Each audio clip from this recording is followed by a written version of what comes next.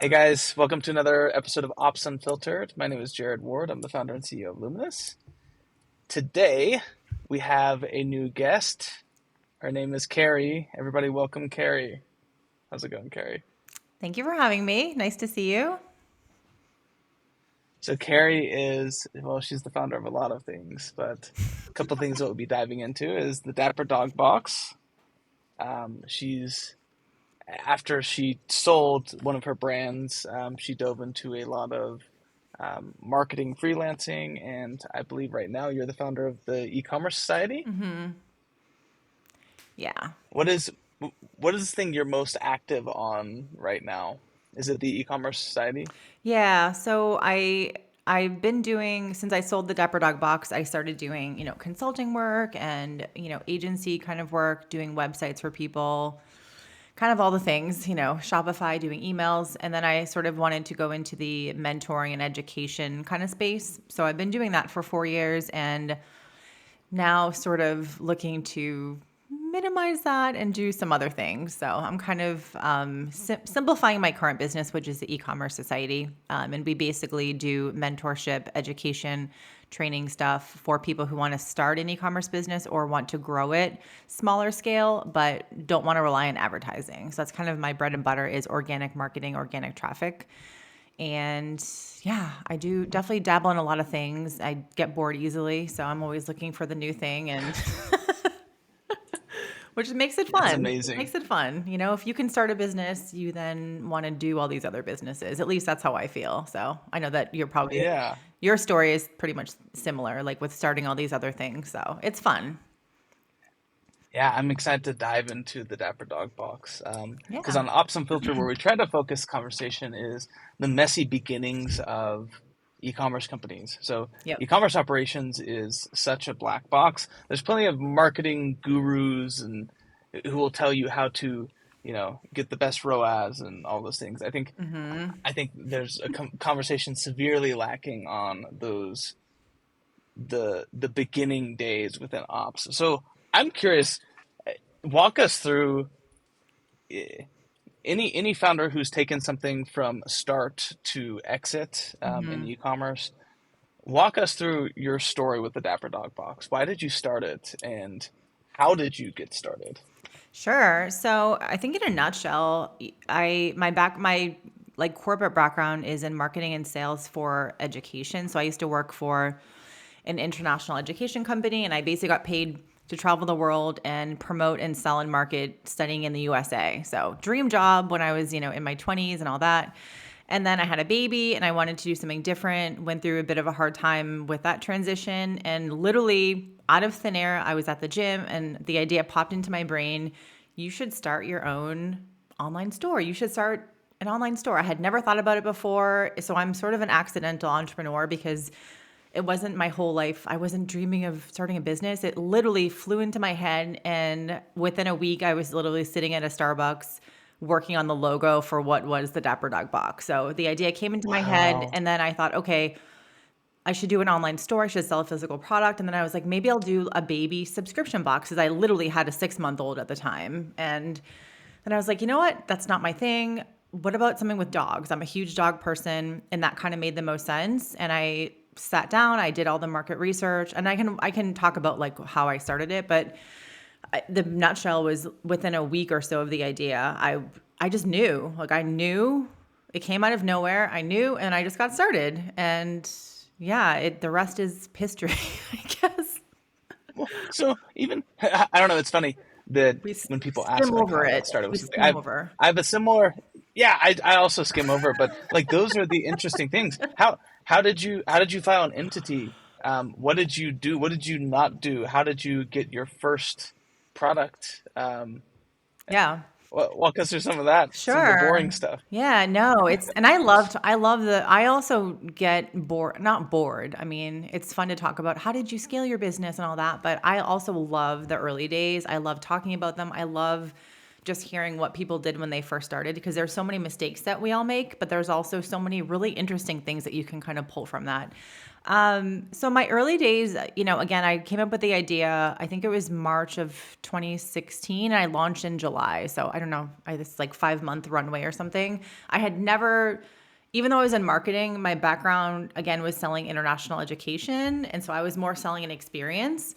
And so the physical product stuff was just, I had no idea what I was doing. And so I kind of just did market research. I figured out I want to do a pet box. I wanted to, how can I be different? I just knew, okay, I need to do something different. I can't follow the herd of everyone else. And I figured out this one loop that no one was doing this one thing, which was in a dog subscription box, no one was giving accessories. So I thought, okay, I'll do dog bandanas and dog bow ties, because that's a very differentiator and no one's doing it. And people that love bandanas for their dogs, they really, really like them, because that was me with my dog is almost 12 now. And so she's been wearing a bandana every day since she was a puppy. So I think how I first started with the product and all that, I started as a sole proprietor. I had no idea the paperwork, and I was like living in Southern California at the time. And I'm like, Googling, like, how the hell do you start an e-commerce business or subscription box? And I discovered a couple platforms. I filed as a sole proprietor, which I then turned into an LLC once I made money. And again, things happen for a reason. Serendipitously, the same month I decided that I wanted to start this business, the same month there was a huge pet trade show in not Irvine, California, but somewhere where I lived in Orange County. And so I was able to go and then start meeting potential vendors. Like, here's my idea that I'm looking to, and I had no idea what to say. I was basically going up to people, like, I looked like such an idiot. I was going up to these brands at this trade show and saying, I'm going to do a subscription box. And I wasn't calling it wholesale, but I was calling it something else. So people were looking at me like I had 300 heads, because I had no idea what I was asking. But what I was actually trying to do was basically create a wholesale account with these people. So I was fumbling it up, and anyway, but I ended up leaving that with a few contacts, and they ended up being some of the first people that I purchased their products from. So buying product initially was pretty easy, because I just found a couple people in California and just started with that. I signed up with a platform called Cratejoy at the time. Literally Okay. no idea what I was doing, but I'm like, oh, Cratejoy does subscription box. Okay, cool. I'll just start with that. And I just kind of fumbled my way through. Hired a developer. Like, one of the biggest mistakes I made was I thought, okay, I need to have a good website. So I'm going to create a custom website, which is a huge mistake. So I hired this developer. I had no idea where I even found him. And $1,500 Well, or why was this a big mistake? Because just because a lot of people. just because I wasted money. I think when you're doing an e-commerce business, in hindsight, I should have done Shopify. Way more powerful. Cratejoy kind of sucks, but again, at the time, you just don't know what you don't know. They make it very Mhm. easy. If you're doing a subscription box, they make it very easy to get started. And I think when you're in that early stage and you're like, you have so many decisions that you don't know, whatever the easiest one is the one that you're probably going to go with. But I don't think you need a custom website as a first-time business, first-time e-commerce store. Shopify has really good templates that you can customize. Even Cratejoy, their templates are kind of bad, but they still have templates that you can just customize. And then once you know your customer, you know your messaging, you understand the things that you need to focus on in the website, then do some custom stuff. So it's kind of starting scrappy. And then once you're making money, getting customers, understanding like how you should structure the website, I think then you spend more money. So I ended up spending, it wasn't that much money, but at the time I was like bootstrapping it. I think I spent like $1,500. And this developer, I remember, emailed me one day and he was like, yeah, I'm playing around with some colors and shapes on the website. And I was like, you're fired. Like, no, I had nothing. Oh I had gosh. absolutely nothing on the website. It was like basically a hero section and maybe a button or two, and that was it. And he literally charged me like $1,500. I'm like, Oh my okay, I need goodness. to learn how to build a website now. Like, cool, let's do it. So that happens though. I feel like there's so many e-commerce owners who Hmm. they they get bamboozled into. I mean, your story actually isn't too bad. Like fifteen hundred No, dollars. no, There's it's some not. people they get charged Oh my $20,000, $30,000 God. for like absolutely nothing, and then it's like, how are you gonna upkeep this? And then once you start implementing inventory systems, you start Yeah. using a 3P. Like, of course, like a bad decision for all that. So, um, interesting though. So you came up with the idea because you were part of you experienced the problem firsthand. You had a pet. Mm-hmm. You were on subscription box. You know, Yep. SIGAP the market. You went and found some wholesalers. You Mhm. acquired your first products. Now, you had a little botched website. What did you end up doing, and how did you get your first sales? So so just to like take back to the early days. So when I first got my dog Asha, I got BarkBox. So BarkBox is like the number one leader in the pet subscription space. They're basically Godzilla, and everyone else is like they're little mice. They're huge. They take up so much market. Mm, And basically, I got BarkBox early on when I got my dog. I didn't like it. I thought the quality was really poor, and I just didn't like it. And so again, when I was creating the idea for the box, I knew, okay, I want to do whatever BarkBox is not doing, high quality. I'm going to attract this like the millennial who has a golden doodle, who, cares about the aesthetic and all that. So I kind of really ran with that vibe. I wanted it to be the highest quality, and I was the most expensive. So I basically launched with the most expensive product and not, oh, well, I'm going to do what everyone else does and do something really cheap. So that was one thing. And then basically, when I came up with the idea, I instantly knew, and some of these things too, I'm not really sure how I knew to do them, but I don't know, I just did it. I started an Instagram, and I really took people behind the scenes with me. I started to share, here's the logo I'm doing, here's what I'm doing. What do you think of this? I started showcasing some of the vendors I was going to be working with. Even if they weren't going to be in the first box, I still shared, we're going to be working with this company, this treat company. This is the first bandana. So I really took people behind the scenes and actually grew the account quite quickly, even though now it's pretty mm. much impossible to do that on Instagram. And so I also started growing the email list. I had a really good, not good, it was a landing page. And I'm laughing because I have a funny story about that. But I started a landing page and I started promoting whoever gives me, give me your email and you get 10% off for life. So I tried to give a really good incentive to get an email list. And as I was pre-launching the business, I really pushed people to join the email list, and I sent them teaser emails. I told them, the story. Here's a story about my dog. My dog is the inspiration, blah, blah, blah, blah, blah. I really leaned into email marketing. And when I launched, I was like, oh my God, am I going to get any sales? I was so nervous. And I think I don't remember what my first month was, but maybe 1,000 or 500. I don't know, like not a lot, but people bought it. So I'm like, okay, people bought the product. Mm. There's something, again, your first month is probably not going to be good. And I didn't have expectation it was going to be good, but I knew I got people on the email list. I promoted on Instagram. And after I got that first week of sales, I emailed every single person and I asked them, how did you find me? And why did, like, I'm trying to understand the business. So it's new. Tell me why you chose me and not a competitor. So I tried I to love that. understand, yeah, I tried to understand the why, but then also, how did you find me? And most people at that point said, I found you from Instagram and then joined your email list. So that was the first early days, was Instagram email list. And I kind of just focused on those two and, you know, grew slowly, but the first year, but, got some traction. So, Oh, walk me through some of the things that were happening, um, within things that people don't think about, like fulfillment and oh, purchasing. Like, how how did you run those your first couple months? Was it just very reactive? Did you have any tech that was helping you out? So did you have Shopify? Did you download ShipStation? Like, yeah. what were you using? So I was using CrateJoy and I was using a shipping platform, Pirate Ship.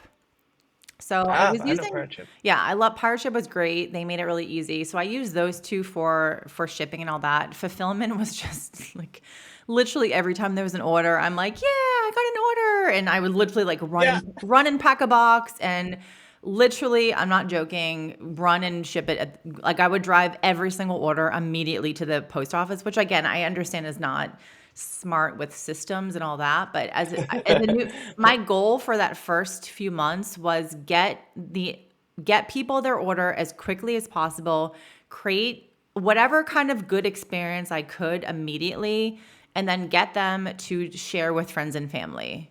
That was sort of my strategy from Yeah. the beginning. And but there was no systems, there was nothing. I literally would get an order, I would print out the shipping label on paper, and then I would tape, like so messy. I would tape the paper on the box with some kind of tape or something. And then eventually I ended up getting Yeah. a label printer, which makes sense. But yeah, there was no inventory systems. I literally was doing everything out of my Oh, of living course. room. I had boxes and pet toys everywhere. It was a mess, but So it was I fun. talk about I talk about this all the time at Luminous. So Luminous, we talk about the journey of like an e-commerce entrepreneur with ops, Hmm. and I talk about there's the garage stage at the beginning where you're not using any systems for inventory. Like an order comes in, you're jazzed, you just slap on the label, ship Yep. it out. Yep. Like I always talk about, I always try to find the transition to growth stage. Like when did you start to understand like, oh, I actually might have something here?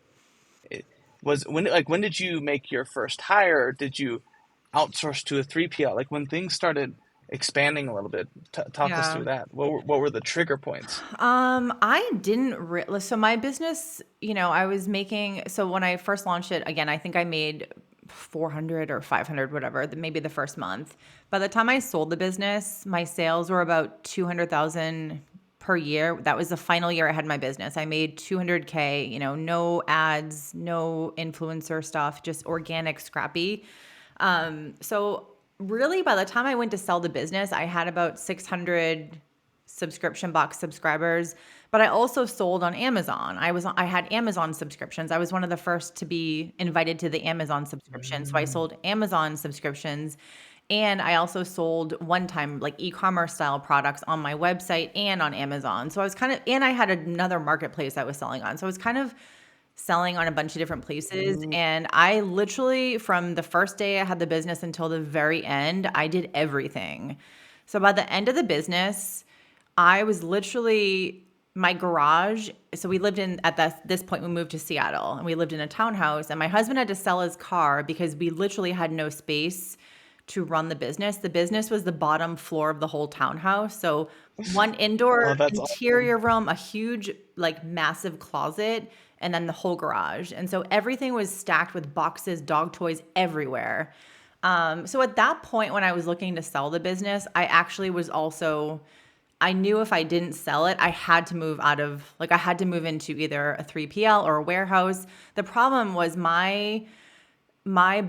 the subscription box and the fulfillment was so messy. I wasn't sure that I would actually ever be able to go into a 3PL because of the customization that I offered people. And people Mm. had different, people like no chicken for this person and no this for this person. And I had to, people got different dog bandana sizes. And then just, I was literally doing things off of an Excel sheet. I had every month I would ship orders out and I would have to write in a freaking Excel sheet what I gave them. It was such a disaster and it was so messy.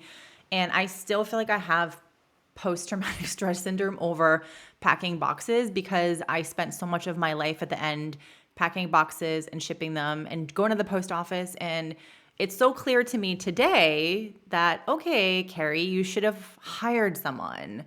You should, that should have been the first thing that I did in year two, was have someone come to my house and pack boxes. And I was such a control freak. I thought no one could ever pack a box like I could, like an idiot, because that no one can learn how to pack a box, right? So I never had employees. I never hired people. I did have a couple contract people that would help me with graphic design sometimes, and I did a website update, and I had a designer who helped me. So like I had a couple contract projects, but I didn't have any employees or any help. I just did basically me doing everything like a crazy person. I worked 24/7 and it was not a good situation. So I want to dive a little bit into that. Yeah. Why do you think you didn't hire somebody? You talk about being control freak, but Yeah. was it because you were so you're so cost focused. Like every hire at that point seemed like, okay, that's cutting from my margins. But like, what do you think was holding you back from Yeah. making that decision to hire somebody or to put in like a system? Yeah. I don't know, honestly. I think part of it probably was like losing money, even though you're not, because you're buying your time back. Again, things are very clear today as I'm sitting here talking to you, but back then it was just like, I don't know. I think I was either a just really control freak. I know that I was, but I think part of the problem too is probably I don't want to a fear of paying for things. So I also was always afraid of investing in software or investing in, joining a Mm, coaching program or something. I remember I found a course once and it was $200 and I'm like, "Oh my God, I can't spend that much money." So I think part of it was just being really cheap and part of it was the control freak thing, but control freak yeah. part 100% took over. So, So if it was you looking at it nowadays, how do you make it, how put let's transplant you back into that time yeah. where you're fulfilling orders every day. How how would you walk yourself through that decision of like, oh, actually, it's probably worth it to hire a $10 an hour employee to do this so that I Mhm. can, focus on selling marketing. Like, how do you view those decisions today? And how do you balance like, oh no, this actually is too expensive. It's not good for this phase versus like, no, we actually need it. Yeah. I think today I would just view it and look at how much is my time worth and how much do I like or hate that task. So I think that's a huge part of it. Obviously, cost plays a part. At some point, okay, I can't afford $1,000 a month software, but I can afford the $100 one. So I think cost can,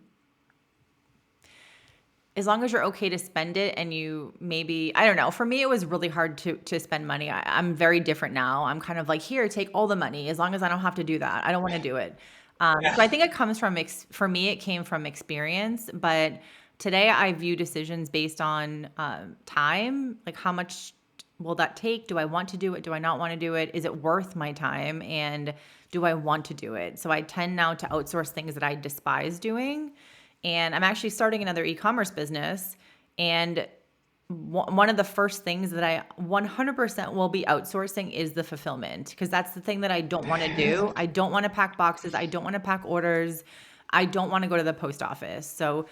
And I don't want to do customer service emails. So with the next business, those are the first things I will hire out for a virtual assistant and then probably someone to come to the house and pack boxes and then I don't know, come up with some kind of a Yeah. system. But yeah, for me, it's just from It's experience. I value my time more now than I think I used to. So, Yeah, it's so interesting because I talk about like when I see the evolution of e-commerce companies as they grow and expand, and yeah.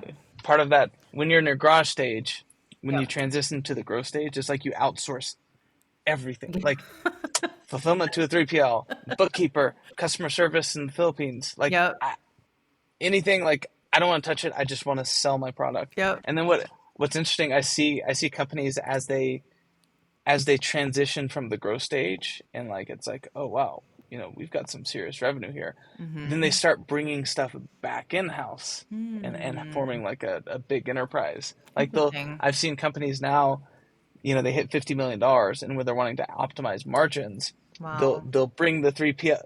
Okay, let's actually start to doing more fulfillment in house. We can save more money. We have more control over the Mm. brand. Let's actually hire a bookkeeper. It's going to be more cost effective in the long run. So it's interesting Interesting. how that all comes into play. It does. Um, so walk us through when you got bought. Um, Mhm. what was that like? What was the process like? Oh my gosh. Most, I still think the selling of the business is my most proud business achievement, even though I didn't make like a ton of money or anything. It was a good first starter sale. I'll say that, I made enough, but Yeah. just a good achievement. I also think too, when I started that business, I never intended to sell it. I didn't even know that you could sell a Mm, business. Now, when I start my next one, from day one, I know I'm building this to sell. You run it totally differently. So again, I just think it's funny what comes from experience and like the mistakes you make with the first business versus the second or third, you know so much better. Yes. But I kind of knew in the second year, I started to feel so someone actually in this right after about a year into the business, someone who I met at one of those pet events, they reached out to me and they were like, "Oh, my boss wants to buy your business. Could you come and meet us or whatever?" I'm like, "Okay, interesting." So I ended up meeting these people, and they had this weird company in California. It was, I don't know if they made like towels or something. I don't know. It was like a really weird, very sketchy situation, the whole thing. But because of meeting these weird people, it got into my head, oh, I could sell my business. Like, that's really cool. So then maybe a year Mm. later, I was in a Facebook group, and a subscription box business broker kept posting that she helps people sell subscription boxes. So anyway, I reached out to her and I said, "Oh, I might be wanting to sell my business at some point next year. What's the process? Could you help me?" So she kind of gave me a couple pointers, like get as much profit as humanly possible. Profit, profit, profit. I'm like, "Okay." So then maybe 6 months before I sold, I was feeling burnt out. I was like, I don't want to do this anymore. I want to do something else. I'm ready to move on. I think I wanted balance in my life, even though that doesn't really exist. I think if you have a business, Yeah. because I had a young son at the point, and I was like, I'm spending all my time Mm. working. I need to not do this anymore. So I reached out to her, and we started the process of the sale. She had me fill out some paperwork, and we had a couple calls, and I mean, we listed the business in maybe November or December. No, November, and then someone bought it in January. I had a couple phone calls with a couple prospective people, and then that was pretty much it. So it was honestly so easy. It was such a positive experience. She did everything for me. She was absolutely incredible. Um, Really, really good experience. So, and I've never felt happier than the day that escrow payment went through. And I felt this like Oh, wow. literally wave of freedom over my body. I'm like, I don't have to go to the post office anymore. It was Oh, really, that is so really cool. funny. Yeah, it's like one of those, you have moments in life that you can remember back, but you can picture how you felt and everything. And that's, I would say, few moments in life, but that one just totally stands out in my memory. I was sitting on the couch, it came through. I'm like, oh my God. And then a few days later, we're literally packing pallets of stuff to be shipped from Seattle to California, and just getting rid of the business I just spent 3 years building. It was like my second baby, and you have mixed emotions, but the best thing I ever did was start the business. The equally best thing I did was sell it. It was time to move on, and like I think you have to know when it's time and just move on. So What a great story. I love that. What, now that we talked through the entire journey of that business, what was your biggest regret? What would you go back and change? And it doesn't even have to be one yeah, necessarily. I think I really regret not outsourcing stuff. So I'm a marketer. I and I'm better at marketing physical product than I am with what I'm doing now. I feel like I'm a bad marketer with my own business because I don't know. It's different when buy my program, buy my course. It's not really fun. But hey, buy this really cool dog product for your dog. Like it's so much Yeah. easier. I really regret not leaning into the marketing side of things more. I really relied heavily on leveraging customers to basically sell for me in a sense. Like I had a referral program. I didn't have a loyalty program, but I would give customers that were loyal, I would give them extra things. I really relied on getting UGC from customers. So anyway, that was kind of my main strategy for the business. I did affiliate marketing. I really relied on email, but by the end, I was spending so much time fulfilling orders, going through my crappy Excel sheets, trying to figure out what did I give this customer last month? Because again, I had no good systems.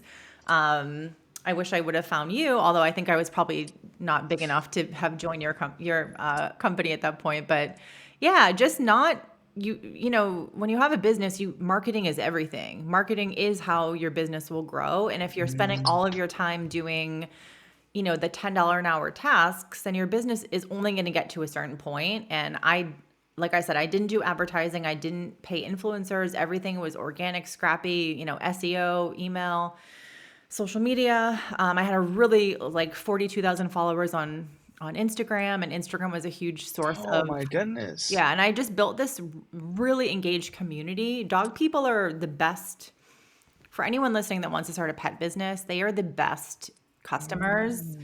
You can create such community with dog people because people love to talk about their dogs, show their dogs, all the things, and they're the best customers because they love to showcase your product if they like it. So yeah, so I think that's my big regret. I don't really have any other regrets because I give myself grace. It was my first business and I literally just had a Yeah. child, but that's a big one. Like if I had just outsourced, I would have freed up more time and mental space to do more marketing. I could have grown more, and maybe I wouldn't have gotten so burnt out that I wouldn't have wanted to sell the business. Although I think in the end it was the right decision for me, but you know, spending hours every day packing boxes, that's not a good use of my time. And it wasn't a good use of my time, and I should have known better, but I don't know. I didn't know better. So, yeah, that's a big regret. Well, I think your story is definitely one worth sharing, and it's especially in the days of, it seems like everybody talks about milestones, like Yeah. revenue milestones and funding achievements. And Yeah. the thing is, there's a lot of e-commerce companies nowadays that go through like public funding rounds, and they outsource everything and they hire the best in the world to do everything. Mhm. There's definitely a path for people to do what you did, which is bootstrap everything. You don't have to do meta ads. You can build an engaged community, organic, Mhm. and you can have a good outcome like this. I think I wish more stories like yours were at the forefront of e-commerce, because I think these are the true cool stories in e-commerce, in my opinion. So Well, thank you. Yeah, a lot of I also think too when you're small and scrappy, it's most online stores are going to be like that. You hear about the poppies who, I think they went to a farmer's market to showcase. Do you know Poppy, the soda brand? I'm obsessed with them.